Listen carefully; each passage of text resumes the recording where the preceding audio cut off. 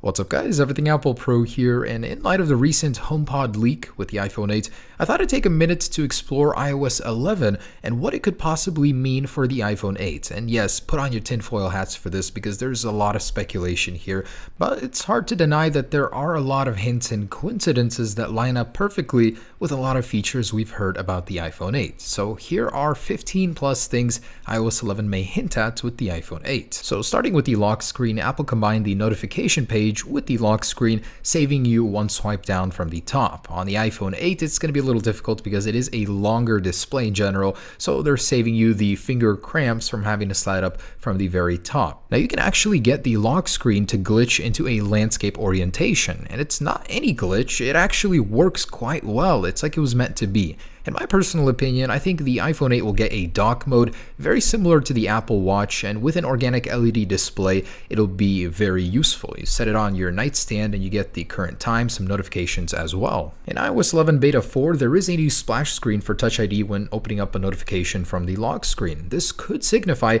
that Apple will embed it into the display, making it easier for iPhone 8 users and removing the need for a home button. The reason Apple brought back the bars for the signal meter in iOS 11 instead of the dots is just because it's more compact. The iPhone 8 can fit in more information in the status bar while having that sensor bar obstruct the middle of the status area. And the hidden charge sounds found in iOS 11 beta could signify wireless charging.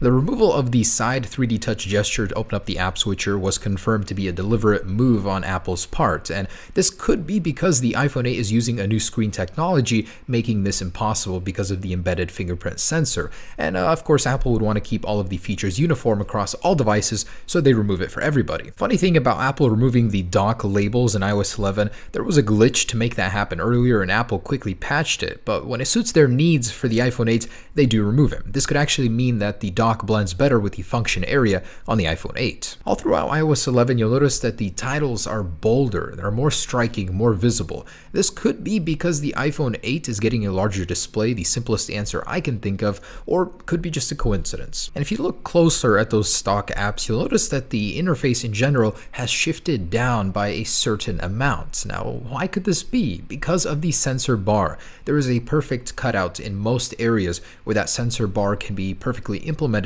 in iOS 11. There's usually a little clear space there to make room for that. Even the stock video player accommodates for that sensor bar, as the stock controls are rounded and shifted to the edges, so that fits the sensor bar perfectly. Now, why is iOS 11 in general much more rounded than iOS 10, which was very blocky and flat? And that could be because of the display of the iPhone 8. The rounded corners of all of the UI elements will flow perfectly with the rounded display on the iPhone 8. I think it'll be a very nice look, and it's reflected almost everywhere in iOS 11. Even the calculator is much more rounded. And while on the topic of the calculator, it now has a dark interface. Apple has been putting in more effort in a dark interface in iOS 11 in general. The smart invert actually filters out certain type of content while allowing you to display an overall dark theme for iOS 11. This could pave the way for the organic LED display and the true night mode for the iPhone 8. Now, because of the function area and status bar taking up more room from the display of the iPhone 8,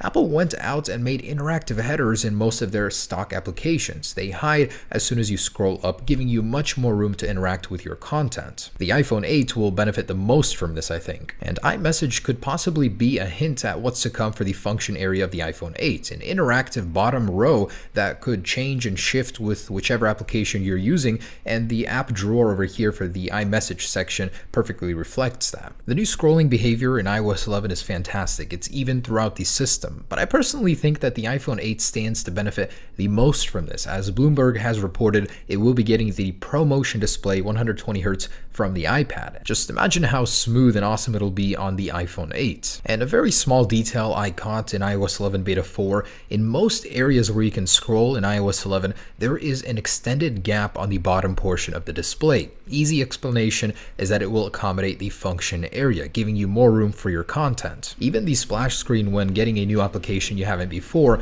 accommodates that Touch ID logo, making it easier than ever to buy something without removing your finger from the display. The new one-handed keyboard could be because the display on the iPhone 8 is going to be larger, so they'll want it to be as comfortable as possible, of course, but this of course is useful for everybody. Not much of a hint, but the AR focus in iOS 11 with the new AR kit is going to be benefited most by the iPhone 8 because it'll have all of the sensors, the cameras, everything, making it a much more capable AR machine. And lastly, a very simple one. When you're using Siri and she is in the dormant state, the new icon is a perfect circle. I personally think the virtual home button on the iPhone 8 will be replaced by this icon when Siri is activated. I take this one with a grain of salt, but a Reddit user has posted what appears to be a glitched state in iOS 11 where the virtual home button or virtual function area showed up on their non-iPhone 8 device. Could be fake, could be real, but in any case, it gives us a good idea of what that could look like. So there it is, guys, my take on iOS 11 and what it may predict about the iPhone 8. Of course, a lot of speculation here, but in any case, fun to go ahead and guess some of these features. Hope you guys enjoyed this video.